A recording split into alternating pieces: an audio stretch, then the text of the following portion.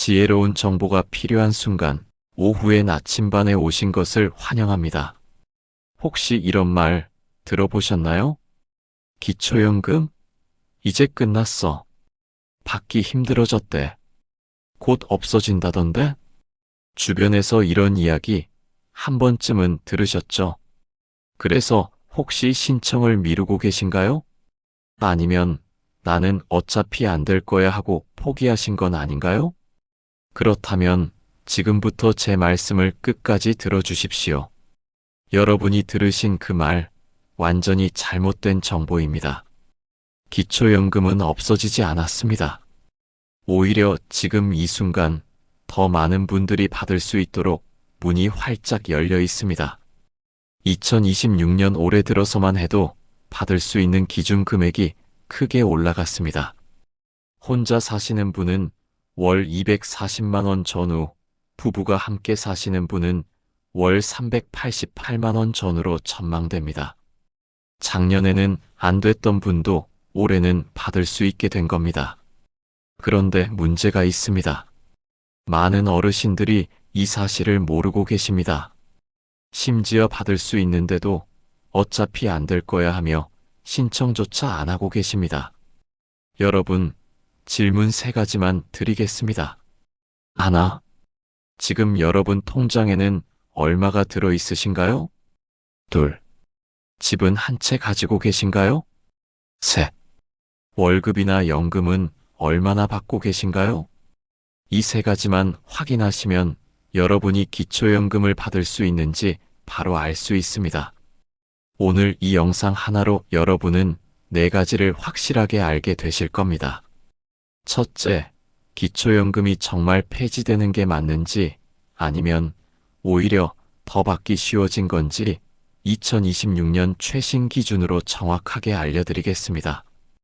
둘째, 누구는 되고 누구는 안 되는지를 가르는 소득인정액이라는 게 도대체 뭔지 초등학생도 이해할 수 있게 쉽게 풀어드리겠습니다. 셋째, 실제로 탈락하신 분들의 사례를 보여드리면서 단돈 1만 원 차이로 떨어지는 경우가 어떻게 생기는지 그 함정을 미리 알려드리겠습니다. 넷째, 한번 떨어졌어도 괜찮습니다. 다시 받을 수 있는 방법, 신청하는 날짜와 절차까지 처음부터 끝까지 안내해 드리겠습니다. 이 영상 끝까지 보시면 여러분은 더 이상 헷갈리지 않으실 겁니다. 내가 받을 수 있는 사람인지, 지금 당장 뭘 해야 하는지 모든 게 명확해집니다. 그럼 지금부터 시작하겠습니다. 오늘 주제가 마음에 드신다면 구독과 좋아요 눌러주세요. 여러분의 마음을 안아주는 좋은 컨텐츠로 보답하겠습니다. 첫 번째, 정말 기초연금이 폐지된다고요? 아닙니다. 기초연금 없어지지 않습니다. 오히려 지금 더 많은 분들이 받을 수 있도록 확대되고 있습니다. 그런데 왜 이런 말이 나올까요? 이제 기초연금 끝난다더라. 자동차 있으면 다 탈락이라더라. 누군가의 말 한마디, 제목 하나가 어르신들의 마음을 뒤흔들고 있습니다. 그 불안 때문에 신청조차 미루는 분들 실제로 많습니다. 하지만 정확히 말씀드리겠습니다. 기초연금은 살아있습니다. 그리고 살아있는 제도는 움직입니다. 바뀝니다. 커집니다. 죽은 제도는 바뀌지 않습니다. 정부가 매년 숫자를 조정하는 이유, 바로 제도를 지켜내기 위해서입니다. 자, 숫자로 볼까요? 2014년 기초연금이 처음 시작됐을 때 수급자는 435만 명이었습니다. 2024년엔 650만 명, 그리고 올해 2026년엔 736만 명으로 늘어날 전망입니다. 이게 폐지입니까? 아니요, 명백한 확대입니다. 금액도 그렇습니다. 처음엔 20만 원대였습니다. 이제는 월 34만 원이 넘습니다. 10년 만에 14만 원 이상이 올랐습니다. 줄어드는 제도가 아니라 커지고 있는 제도입니다. 결국 문제는 제도의 생사가 아닙니다. 내가 그 기준 안에 드는가? 이게 진짜 핵심입니다. 기초연금은 사라지지 않습니다. 다만 꼼꼼히 챙기지 않으면 내 손에서만 사라질 수 있습니다. 두 번째. 그래서 지금 2026년 가장 큰 변화는 뭐냐고요? 핵심은 단 하나입니다. 더 많은 어르신들이 받을 수 있게 문이 넓어졌습니다. 2025년엔 단독가구 기준이 월 228만 원이었습니다. 그런데 2026년 월 240만 원 전후로 오를 전망입니다. 부부 가구도 364만 8천 원에서 388만 원 전후로 상향될 것으로 예상됩니다. 단 한 해 만에 15만 원 이상이 오른 겁니다. 이건 단순한 숫자 변화가 아닙니다. 작년엔 안 됐는데 올해는 받을 수 있다는 뜻입니다. 조금의 재산이 있거나 소득이 살짝 넘던 분들도 이제는 기초연금 대상에 포함될 가능성이 커졌다는 것. 이게 바로 2026년의 핵심 변화입니다. 또 하나 중요한 부분이 있습니다. 일하시는 어르신들, 특히 근로소득이 있는 분들에게 큰 변화가 생겼습니다. 올해부터 근로소득 기본공제액이 110만 원에서 112만 원으로 상향됐습니다. 이건 단순한 숫자 2만 원이 아닙니다. 일하는 어르신들이 최저임금 인상 때문에 손해보지 않게 하겠다는 제도적 배려입니다. 즉, 조금 더 일해도 연금이 깎이지 않습니다. 일한다고 손해보는 세상이 아니라 일해도 괜찮은 세상으로 바뀌고 있다는 신호입니다. 그리고 올해는 제도적인 세심한 변화도 있었습니다. 그동안 기초연금을 신청했다가 탈락한 분들 많으셨죠. 이분들을 위해 수급희망 이력관리제가 개선됐습니다. 한번 떨어져도 끝이 아닙니다. 정부가 정기적으로 다시 조사하고 가능성이 생기면 연락을 드립니다. 예전에 안 됐으니 이제도 안 되겠지 그 생각, 올해부터는 달라져야 합니다. 또 한 가지, 가정폭력 피해 어르신들에 대한 보호 규정도 강화됐습니다. 경제적 통제나 학대 상황에서도 본인 명의로 기초연금을 안전하게 받을 수 있도록 바뀌었습니다. 이건 단순한 행정 변화가 아니라 노후의 존엄을 지키기 위한 제도적 변화입니다. 이 모든 걸 종합하면 2026년 기초연금의 방향은 단 하나입니다. 폐지도 축소도 아닙니다. 확대입니다.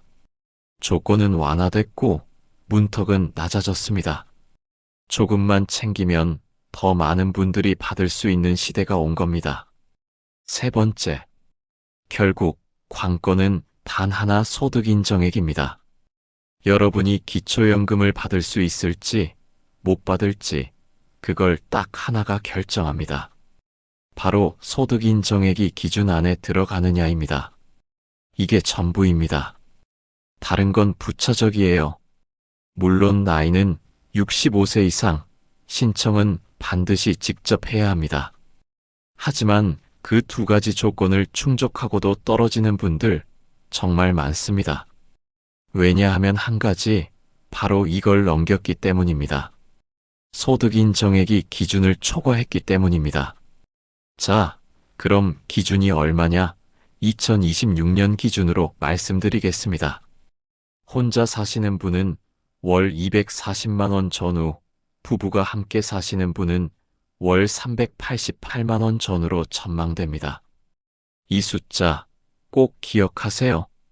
이 안에 들면 받을 가능성이 있습니다. 넘으면 어렵습니다. 여기까지 들으셨다면 이제 한 가지가 남습니다. 그렇다면 도대체 소득 인정액이란 게 뭐냐?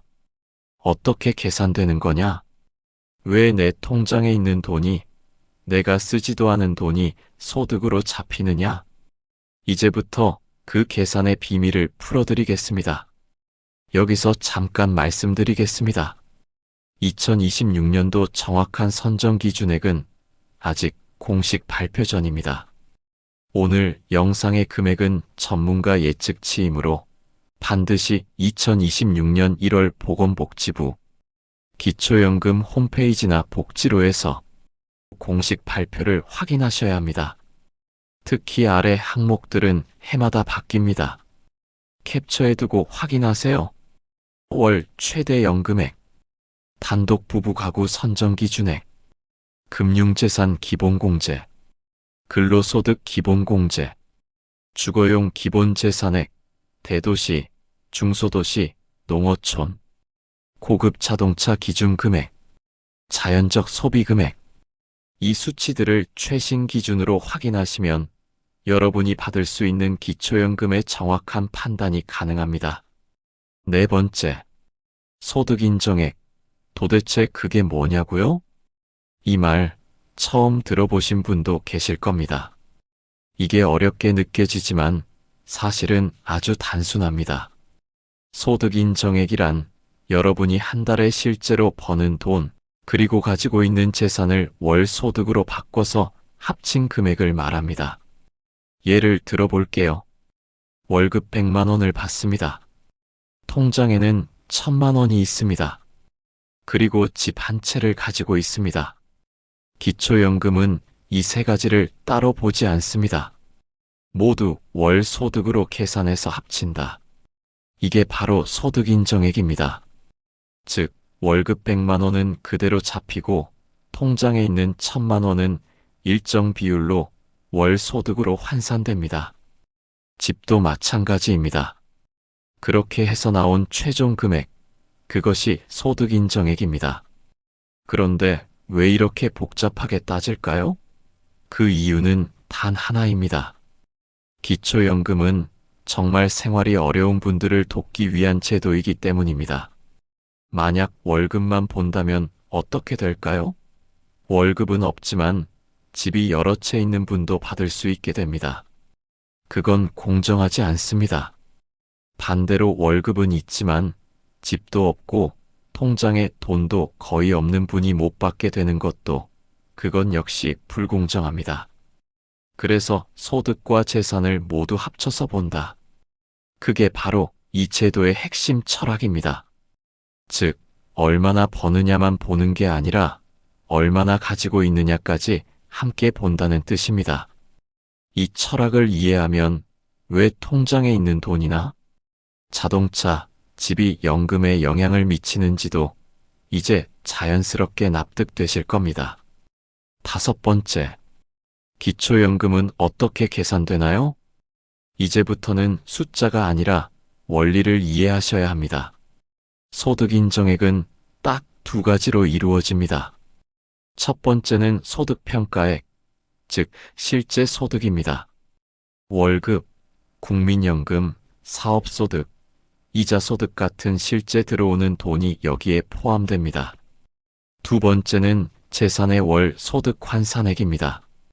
이건 말 그대로 가지고 있는 재산을 월 소득으로 바꿔 계산한 겁니다. 통장에 있는 예금, 집, 토지, 자동차까지 모두 여기에 들어갑니다. 이 두 가지를 더한 금액, 바로 이것이 소득인정액입니다. 공식으로 표현하면 이렇게 됩니다. 소득인정액은 소득평가액 플러스 재산의 월 소득 환산액. 이 한 줄이 모든 계산의 출발점입니다. 복잡해 보이지만 이 구조만 이해하시면 왜 내 연금이 깎였는지, 왜 탈락했는지 바로 감이 오실 겁니다. 여섯 번째, 일을 하면 기초연금이 줄어드나요? 먼저 소득부터 살펴보겠습니다. 가장 일반적인 소득은 근로소득, 즉 일해서 버는 월급입니다. 기초연금은 일하는 어르신을 불이익 주지 않습니다. 오히려 일을 하는 분들을 위해 공제제도를 두고 있습니다. 이게 바로 근로소득 공제입니다. 2026년 기준으로 예를 들어볼게요. 월급이 200만 원이라면 먼저 기본공제 112만 원을 빼줍니다. 그럼 남는 금액은 88만 원입니다. 여기서 끝이 아닙니다. 이 남은 금액의 30%를 추가로 공제합니다. 88만 원의 30%는 26만 4천 원입니다. 이걸 다시 빼면 88만원 마이너스 26만 4천원은 61만 6천원. 이 금액이 바로 소득인정액에 반영되는 실제 근로소득입니다. 정리하면 이렇습니다. 첫 번째, 월 112만원 기본공제. 두 번째, 남은 금액의 30% 추가공제. 이 두 단계를 거치면 근로소득이 크게 줄어듭니다. 즉, 일하는 어르신이 오히려 불이익이 아니라 혜택을 받는 구조입니다. 예를 들어 월급이 200만 원이더라도 실제로는 61만 원 정도만 소득으로 잡힌다는 뜻입니다. 그리고 이런 경우도 있습니다. 월급이 80만 원이라면 어떨까요? 이때는 기본 공제인 112만 원보다 적습니다. 즉, 공제를 다 적용하면 0원이 됩니다. 이 말은 곧 월급 80만 원 이하로 일하신다면 소득 때문에 기초연금에서 탈락할 일은 거의 없다는 뜻입니다. 결국 이 제도는 이렇게 설계되어 있습니다. 이래도 괜찮다. 노력하는 분이 손해보지 않게 하겠다. 이게 바로 근로소득 공제의 철학입니다. 일곱 번째, 통장에 돈이 있으면 연금이 깎이나요?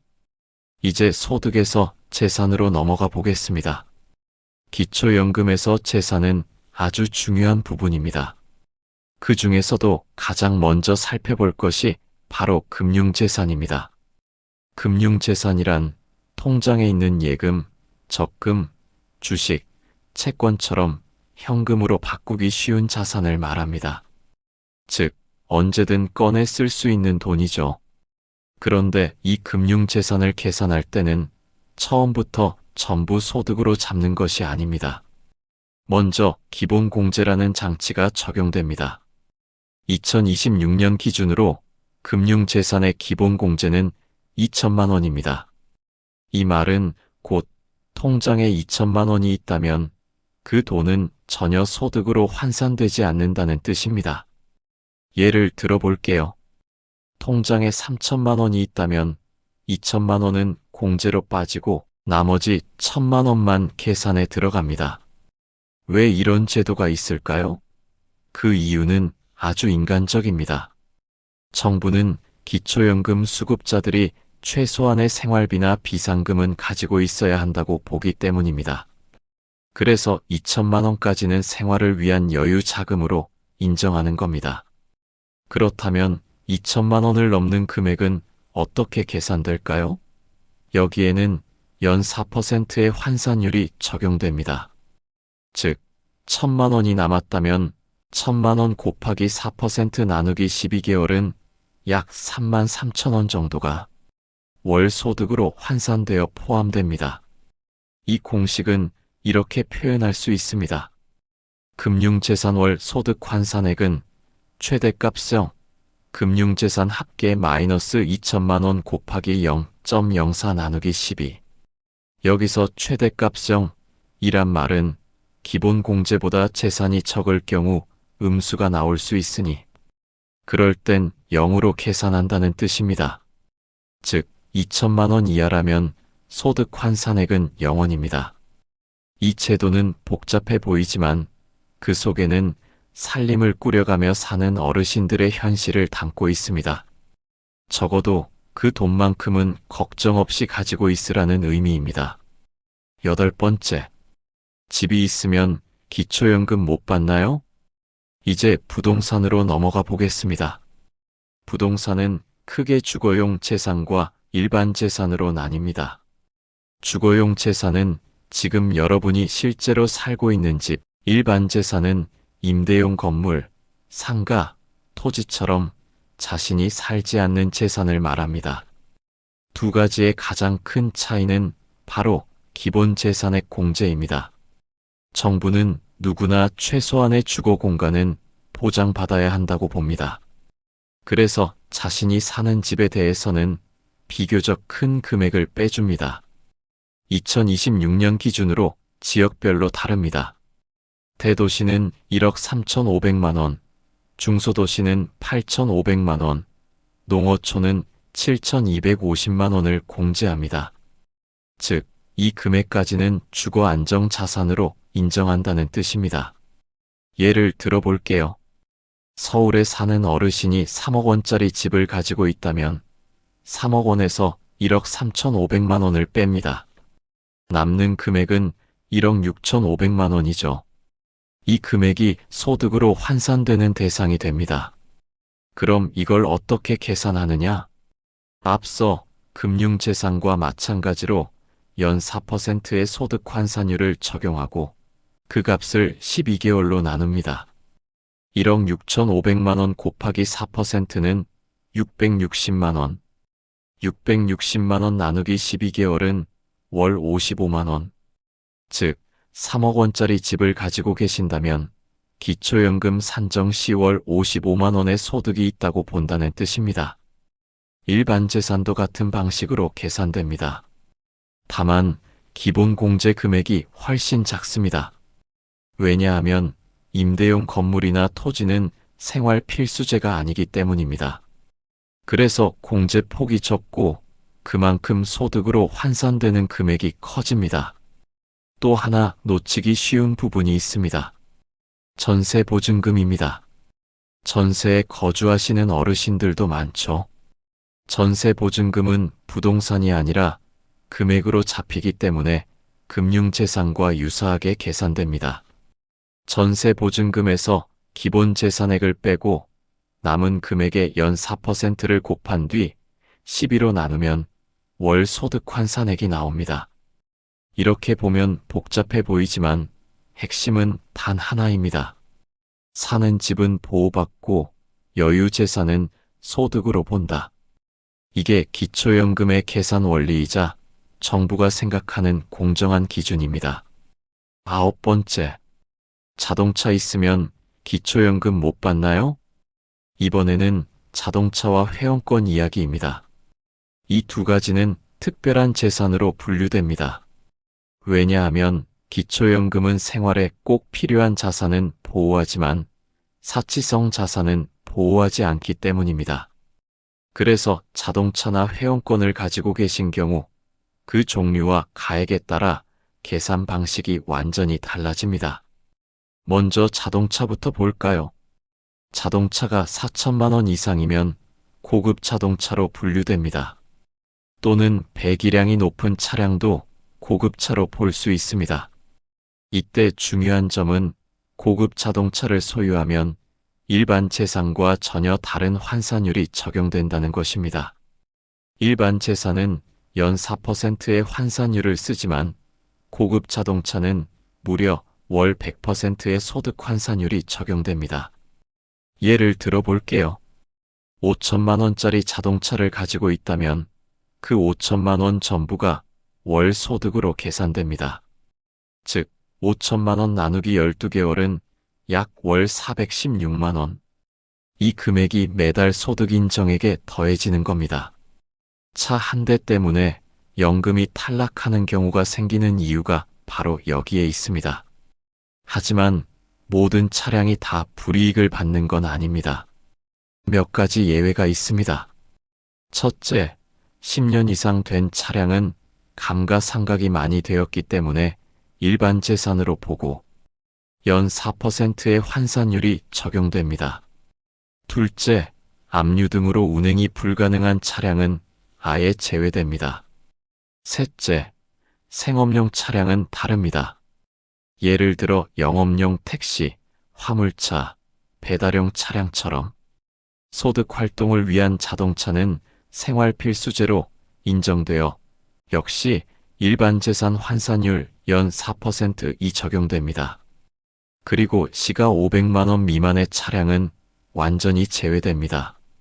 정부가 이건 사치가 아니라 이동을 위한 기본 수단이다라고 보기 때문입니다. 또한 장애인용 차량이나 국가유공자용 차량도 재산 산정에서 완전히 제외됩니다. 다음은 회원권입니다. 회원권도 마찬가지로 사치성 자산으로 분류됩니다. 예를 들어 골프장, 콘도, 승마장 회원권 같은 것들이 여기에 해당합니다. 이런 회원권을 보유하고 있다면 그 가액이 월 100%의 소득 환산율로 계산됩니다. 즉, 자동차와 동일하게 그 금액 전부가 월 소득으로 환산되는 것입니다. 결국 핵심은 단 하나입니다.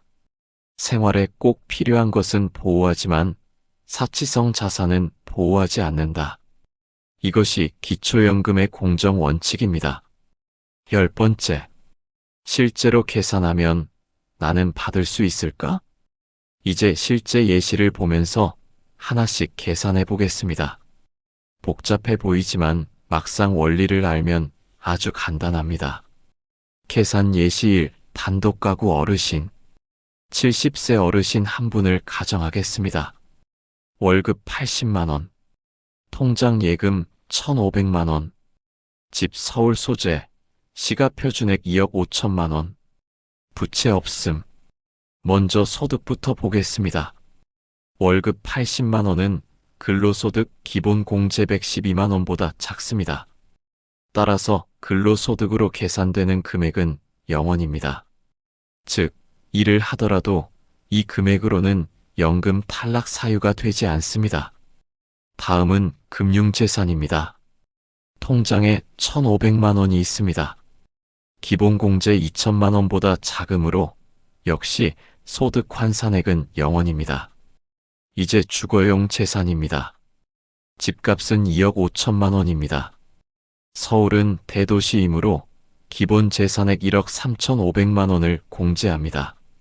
남는 금액은 1억 1,500만원이죠. 이 금액에 연 4% 환산율을 적용합니다. 1억 1,500만원 곱하기 4%는 460만원. 이를 12개월로 나누면 월 약 38만원입니다. 따라서 이 어르신의 소득 인정액은 약 38만원. 2026년 단독가구 선정기준액 240만원 전후보다 훨씬 낮습니다. 이 어르신은 기초연금을 받을 수 있습니다. 계산 예시 2부부 가구 어르신. 이번엔 좀 더 복합적인 사례입니다. 72세 부부를 가정해 보겠습니다. 남편 국민연금 월 150만원 수령. 아내 소득 없음. 통장 예금 합계 3,500만원. 집 인천 소재, 시가표준액 2억 원. 토지 전주 소재, 공시지가 5천만원. 부채 없음. 먼저 소득을 봅니다. 남편의 국민연금 150만원은 그대로 반영됩니다. 아내는 소득이 없으므로 총 150만원입니다. 금융재산을 보겠습니다. 3,500만원에서 기본공제 2천만원을 빼면 1,500만원. 이 금액에 연 4%를 곱하면 60만원, 12개월로 나누면 월 5만원이 됩니다. 이제 주거용 재산입니다. 인천은 중소도시로 기본 재산액 8,500만원이 적용됩니다. 집값 2억 원에서 8,500만원을 빼면 1억 1,500만원. 연 4% 환산율을 적용하면 460만원, 12개월로 나누면 월 약 38만원입니다. 마지막으로 토지입니다. 토지는 일반 재산으로 계산됩니다. 5천만원 곱하기 4%은 200만원, 12개월로 나누면 월 약 16만 7천원. 이제 모두 합해봅시다. 국민연금 150만원, 금융재산 5만원, 주거용 재산 38만원, 토지 16만 7천원, 총 소득 인정액 약 209만 7천원.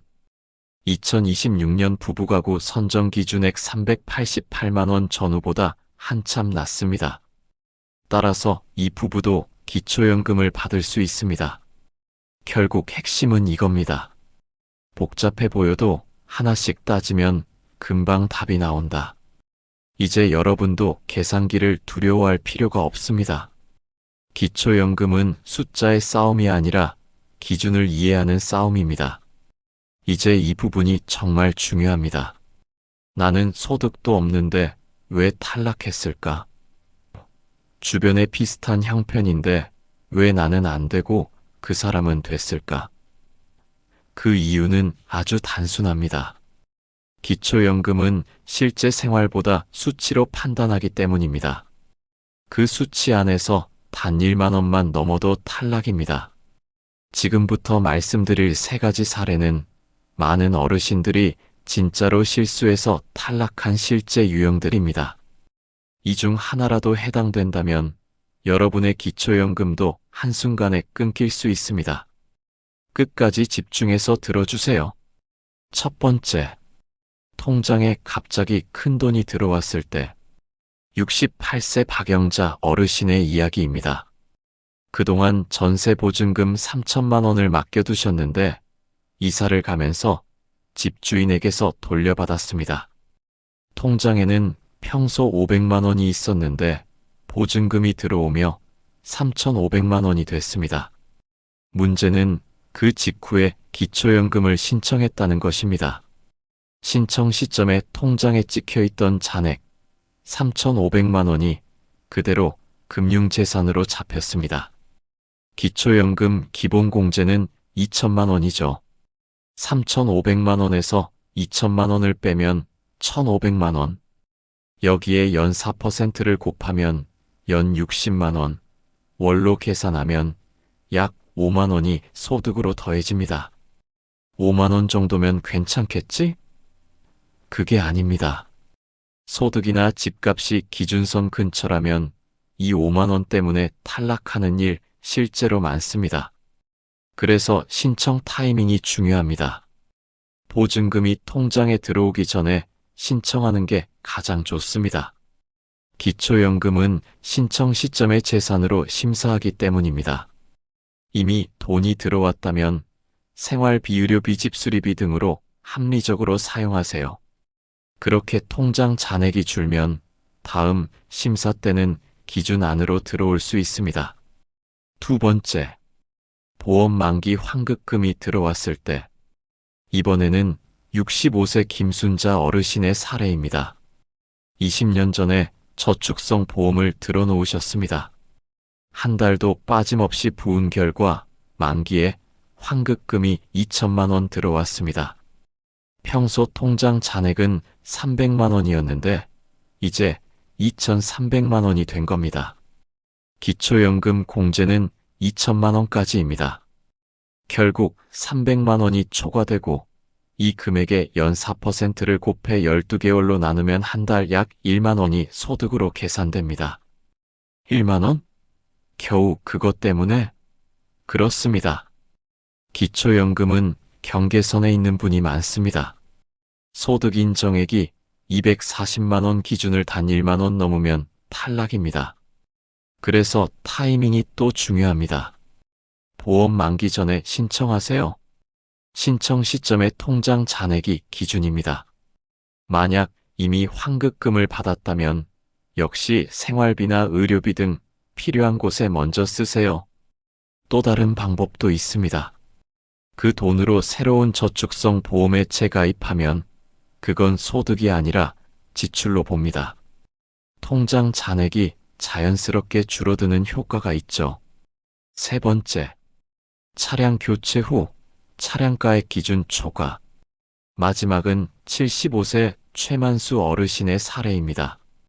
오래된 경유차를 15년 넘게 타시다가 환경 부담도 줄일 겸 전기차로 교체하셨습니다. 그런데 새 차 가격이 4,500만 원. 문제는 여기서 생깁니다. 기초연금에서 차량가액 4천만 원 이상은 고급 자동차로 분류됩니다. 고급 자동차는 연 4%가 아니라 월 100% 환산율이 적용됩니다. 즉, 4,500만 원짜리 차량이면 한 달에 375만 원을 버는 걸로 계산되는 겁니다. 그것만으로도 이미 기준선 240만 원을 훨씬 초과하죠. 결과적으로 그 한 대의 차 때문에 기초연금이 전액 탈락됩니다.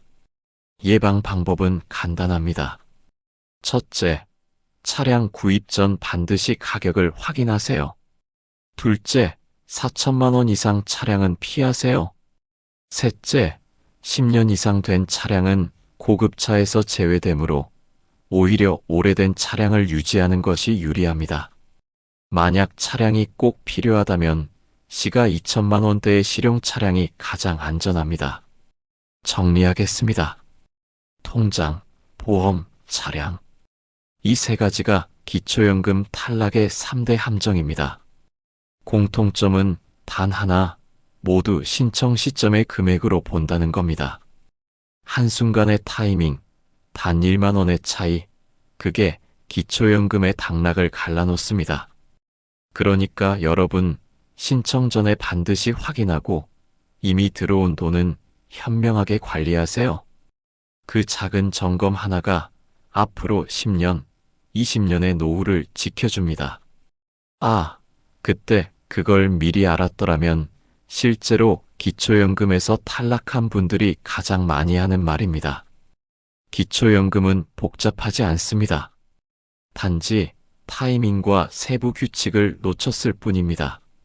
이 10가지만 미리 알았다면 탈락은 막을 수 있었습니다. 지금부터 하나씩 알려드리겠습니다. 실수 1. 달력 타이밍을 놓친다.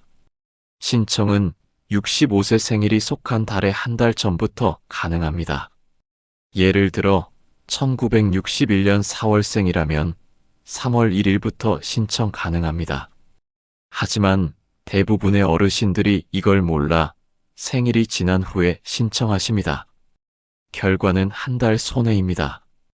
기초연금은 신청한 달의 다음 달부터 지급됩니다. 4월에 신청하면 5월부터 받지만 3월에 신청했다면 4월부터 받을 수 있습니다. 이 한 달 차이가 쌓이면 큰 금액이 됩니다.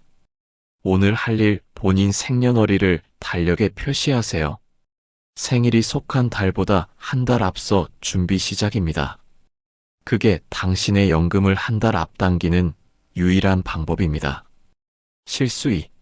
휴면계좌와 증권계좌를 잇는다. 나는 돈이 없는데 왜 탈락이지? 조사해보면 예전에 만든 계좌가 그대로 남아있는 경우가 많습니다.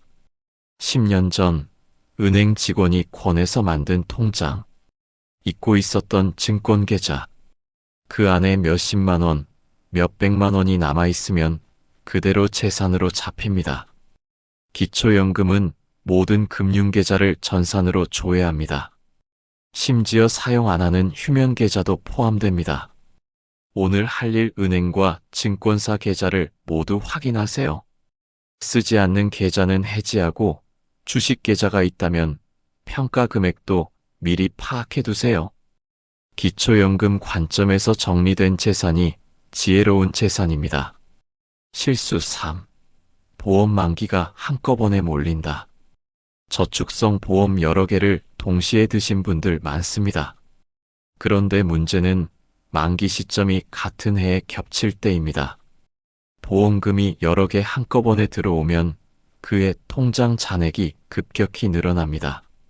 기초연금은 신청 시점의 잔액을 기준으로 계산합니다. 그러니 만기가 겹치면 탈락 가능성도 함께 커집니다. 오늘 할 일 가입한 보험의 만기일을 달력에 써두세요. 만기가 겹친다면 첫 번째 환급 전 신청을 완료하세요. 이미 받았다면 의료비나 생활비로 사용해 통장 잔액을 줄이세요. 그게 현명한 전략입니다. 실수 4. 차량가액을 확인하지 않는다. 내 차가 그렇게 비싼 줄 몰랐어요. 이 말 너무 자주 듣습니다. 자동차 시가가 4천만 원 이상이면 기초연금에서는 고급 자동차로 봅니다. 이때는 연 4%가 아니라 월 100% 소득 환산율이 적용됩니다. 즉, 4천만 원짜리 차량은 월 333만 원의 소득으로 계산됩니다. 그 한 대 때문에 탈락하는 겁니다. 오늘 할 일 차량 시세를 검색하세요.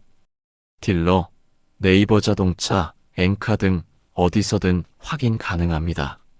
만약 4천만 원 이상이면 신청 전 교체를 고려하세요.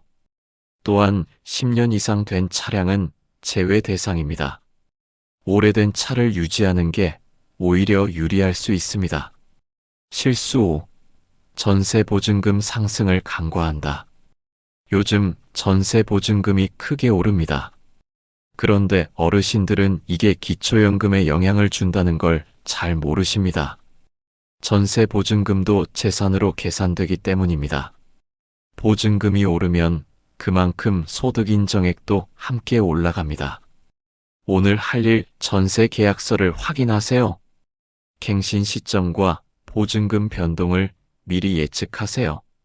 기초연금 신청 전 전세 계약이 갱신된다면 신청 시기를 조정하는 것이 좋습니다. 실수 6.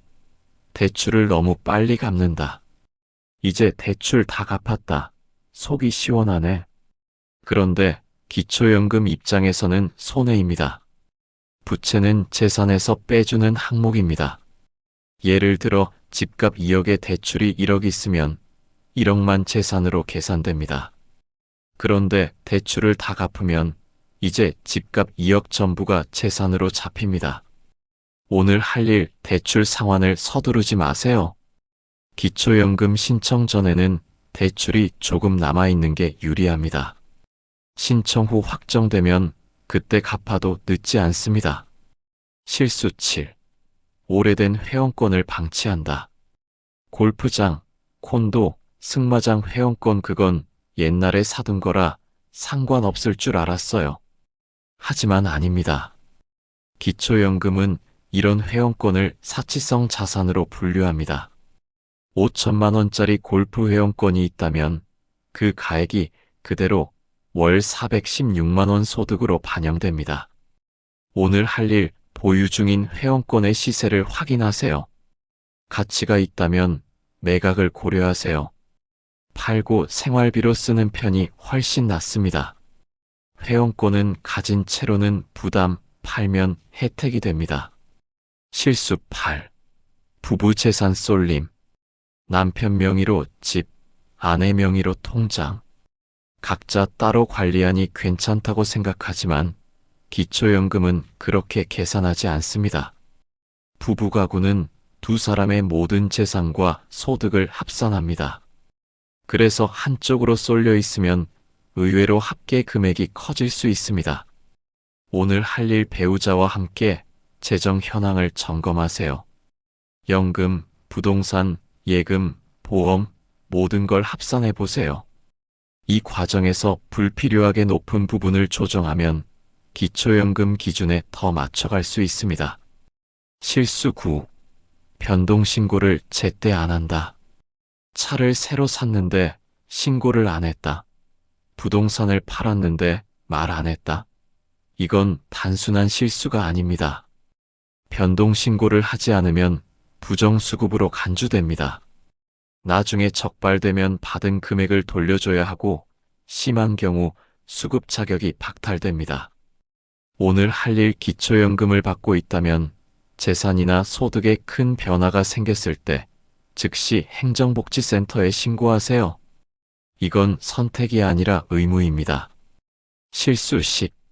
아예 신청하지 않는다. 나는 어차피 안 될 거야. 이 말 너무 많은 어르신들이 하십니다. 하지만 기초연금은 직접 신청해야만 받을 수 있습니다. 아무리 자격이 있어도 신청하지 않으면 국가는 모릅니다.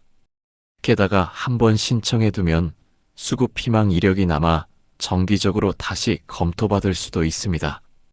오늘 할 일 65세 이상이라면 오늘 바로 복지로에서 기초연금 모의 계산을 해보세요. 신청 서류를 미리 준비하고 가까운 동사무소나 국민연금공단을 방문하세요. 시작하지 않으면 아무 일도 일어나지 않습니다. 그래서 신청하려면 어디로 가야 하나요? 실제로 현장에서 제일 많이 듣는 질문입니다. 지금부터 신청부터 재신청, 그리고 이의신청까지 한 번에 이해될 수 있도록 정리해 드리겠습니다. 어디에서 언제 신청할 수 있을까? 기초연금 신청 장소는 세 군데입니다. 첫째, 주소지 관할 읍면동 행정복지센터. 대부분 어르신들이 이곳에서 신청하십니다. 둘째, 전국 국민연금공단 지사. 가까운 지사에서도 가능합니다. 셋째, 복지로 온라인 신청. 컴퓨터나 스마트폰으로도 할 수 있습니다. 신청 시간은 평일 오전 9시부터 오후 6시까지입니다. 토요일, 일요일은 쉽니다. 거동이 불편하신 분들은 1355로 전화하세요. 국민연금공단 직원이 직접 방문해서 신청을 도와드립니다. 이건 꼭 기억하세요. 움직이기 어렵다고 포기하지 마세요. 직접 찾아가는 제도가 있습니다.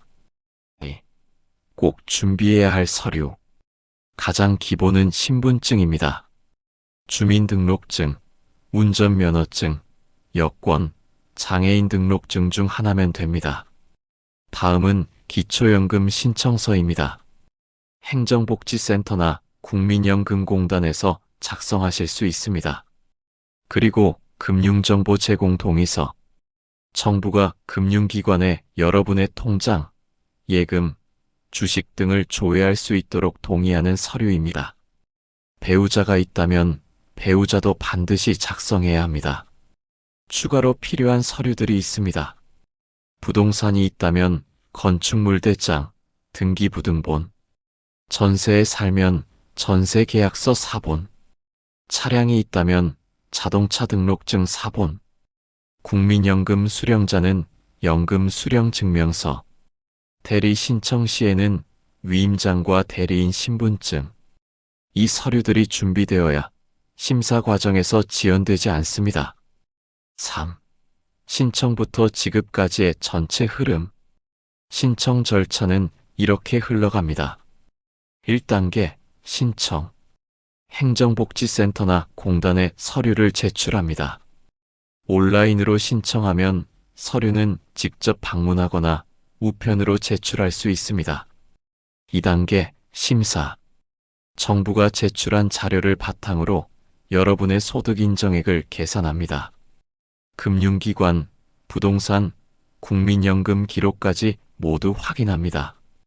이 과정은 보통 1개월에서 2개월 걸립니다. 3단계 결정. 심사가 끝나면 결과가 나옵니다. 수급자로 결정되면 수급 통지서, 탈락 시에는 불수급 사유서를 받습니다. 4단계 지급. 수급자로 결정되면 신청한 달의 다음 달부터 지급이 시작됩니다. 단 65세 생일 한 달 전에 사전 신청을 했다면 생일이 속한 달부터 받을 수 있습니다. 예를 들어 3월 생일이라면 2월 1일에 신청하면 3월부터 연금을 받습니다. 4. 불수급 사유서 꼭 챙겨야 합니다. 탈락했어요. 끝인가요? 아닙니다. 불수급 사유서가 시작입니다. 이 서류에는 탈락 이유가 구체적으로 적혀 있습니다. 소득 인정액이 초과했는지, 재산이 많았는지, 다른 이유가 있었는지 명확히 알 수 있습니다. 이걸 알아야 재신청이 가능합니다. 금융재산이 문제였다면 줄일 방법을 찾고, 부동산이 문제였다면 처분이나 분할을 검토할 수 있습니다. 또한 불수급 사유서가 있으면 수급희망 이력관리 제도에 자동 등록됩니다. 이건 정부가 정기적으로 다시 수급 가능성을 검토해주는 제도입니다. 즉, 상황이 바뀌면 다시 연락이 옵니다. 5. 변동신고는 꼭 해야 합니다. 기초연금을 받고 있는 중에도 소득이나 재산이 변하면 반드시 신고해야 합니다. 신고해야 하는 주요 항목은 다음과 같습니다. 차량 구매나 폐기, 부동산 매매, 큰 금액의 입금, 혼인, 이혼, 사망. 신고는 행정복지센터나 국민연금공단에서 가능합니다. 한 달 이내에 신고해야 합니다. 지연하면 부정수급으로 간주돼 나중에 환수나 자격 박탈로 이어질 수 있습니다. 즉, 숨기면 불이익, 신고하면 보호입니다. 6. 전화 상담 이렇게 시작하세요.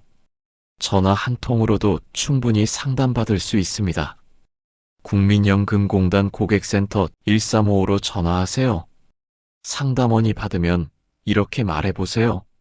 안녕하세요. 기초연금 신청에 대해 문의드리고 싶습니다. 그리고 본인 상황을 간단히 말합니다. 저는 올해 65세가 되었습니다. 기초연금을 신청했는데 아직 결과가 안 나왔습니다. 그 다음 구체적으로 물어보세요. 제 소득 인정액이 어느 정도일까요? 상담원이 묻는 정보들 월급, 국민연금, 부동산, 통장 잔액, 차량 등 정확히 알려주시면 예상 결과를 바로 안내받을 수 있습니다. 이제 머리로 아는 건 충분합니다. 지금 휴대폰을 갖고 계시죠?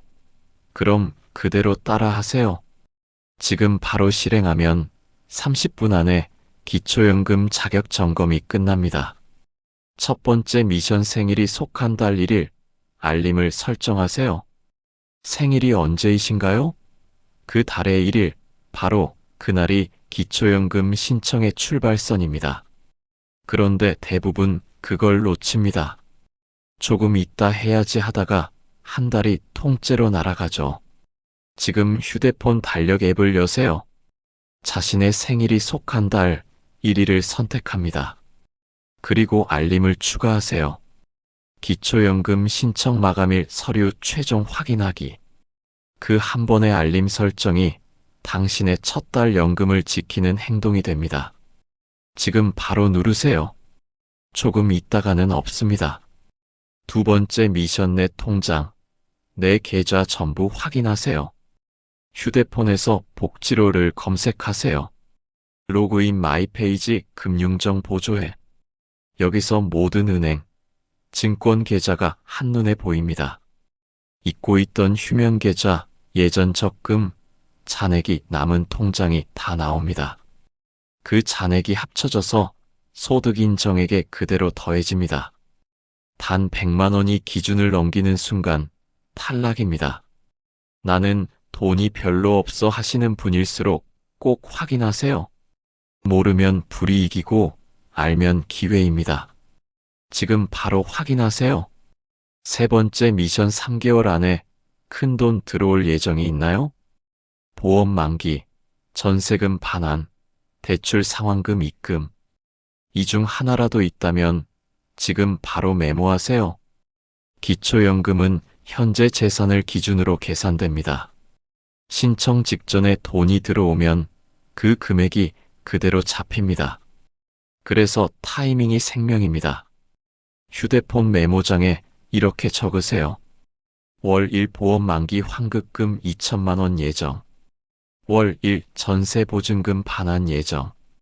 그리고 이 날짜 전에 꼭 신청을 마치세요. 이 한 줄 메모가 당신의 자격을 지키는 안전벨트가 됩니다. 네 번째 미션 차와 회원권을 점검하세요. 나는 차 한 대밖에 없는데 괜찮겠지? 그 생각이 탈락의 시작입니다. 차값이 4천만 원을 넘으면 그 차 한 대가 당신의 소득 인정액을 폭발적으로 높입니다. 지금 휴대폰으로 자동차 시세 사이트를 열어보세요. 내 차 시가가 얼마인지 확인하세요. 10년 넘은 차량이라면 괜찮습니다. 그보다 새 차라면 주의해야 합니다. 회원권도 마찬가지입니다. 오래된 골프장 회원권 하나가 매달 수백만 원 소득으로 계산됩니다. 지금 바로 서랍을 열고 예전 회원권이 있다면 확인하세요. 그 종이 한 장이 기초연금 탈락의 원인일 수 있습니다. 다섯 번째 미션 전세나 집을 바꿀 계획이 있다면 상담부터 하세요. 앞으로 전세 계약 갱신이나 주택 매매가 예정돼 있다면 지금 바로 국민연금공단 1355로 전화하세요. 상담원이 받으면 이렇게 말하세요.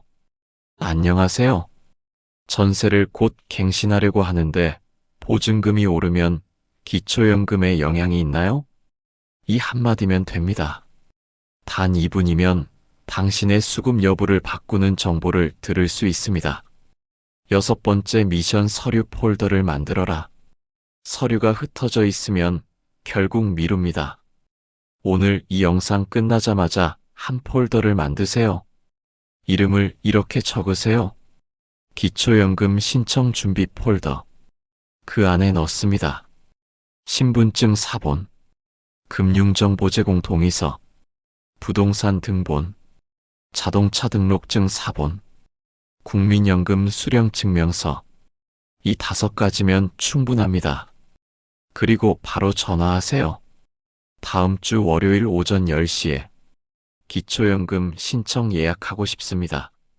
예약하면 기다림 없이 바로 신청할 수 있습니다. 그 전화 한 통이 한 달치 연금을 지켜줍니다. 마지막입니다. 지금 바로 실행하세요. 이 영상을 다 보고도 움직이지 않으면 다음 달에도 언젠가 해야지라고 말하게 됩니다. 하지만 오늘 바로 행동하면 그 언젠가가 바로 내일이 됩니다. 휴대폰을 드세요. 달력 앱을 여세요. 복지로를 검색하세요. 그리고 폴더를 만드세요. 단 30분입니다. 그 30분이 당신의 노후를 바꾸는 시간입니다. 이제 진짜로 시작할 시간입니다. 지금 바로 하세요. 그 한 걸음이 여러분의 평생을 든든하게 만듭니다. 여러분, 오늘 영상을 통해 우리는 분명히 알게 되었습니다. 기초연금은 폐지되지 않습니다.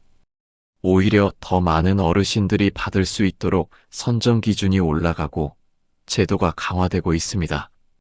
이제 가장 중요한 건 하나입니다. 언제 신청하느냐, 그리고 포기하지 않느냐입니다. 기초연금은 기다리는 사람이 아니라 움직이는 사람에게 돌아갑니다. 혹시 이번에 탈락하셨더라도 괜찮습니다. 상황이 달라지면 다시 신청하면 됩니다. 정부는 여러분의 이력을 관리하고 다시 받을 수 있도록 안내해 줍니다. 기초연금은 단순한 돈이 아닙니다. 그건 평생을 일한 당신에게 사회가 건네는 수고하셨습니다라는 마지막 인사입니다. 그러니 포기하지 마세요. 오늘 영상을 보신 지금 이 순간 복지로에 접속해서 모의 계산을 눌러보세요. 그 한 번의 클릭이 여러분의 노후를 바꿉니다. 정확한 정보는 언제나 보건복지부 기초연금 공식 홈페이지와 복지로에서 확인하세요. 그리고 궁금하신 점은 국민연금공단 1355로 문의하시면 전문 상담원이 도와드릴 것입니다. 이제 마지막으로 꼭 기억하세요. 기초연금은 신청하지 않으면 아무도 대신해 주지 않습니다. 여러분의 노후는 여러분의 손으로 지킬 수 있습니다. 지금 이 순간 그 첫 걸음을 내디드세요. 여러분의 노후가 든든해지길 바랍니다. 오늘 영상을 보며 여러분은 어떤 생각이 드셨나요? 여러분의 경험과 생각을 댓글로 나눠주세요. 여러분의 이야기가 누군가에게 큰 위로와 깨달음이 될 것입니다. 오늘도 끝까지 시청해주신 여러분께 깊은 감사를 드립니다. 오늘 영상이 도움이 되셨다면 소중한 분들께 공유해 주시고 구독과 좋아요로 응원해 주세요. 여러분과의 소중한 연결이 저에게 큰 힘이 됩니다. 오늘도 행복한 하루 되세요. 감사합니다.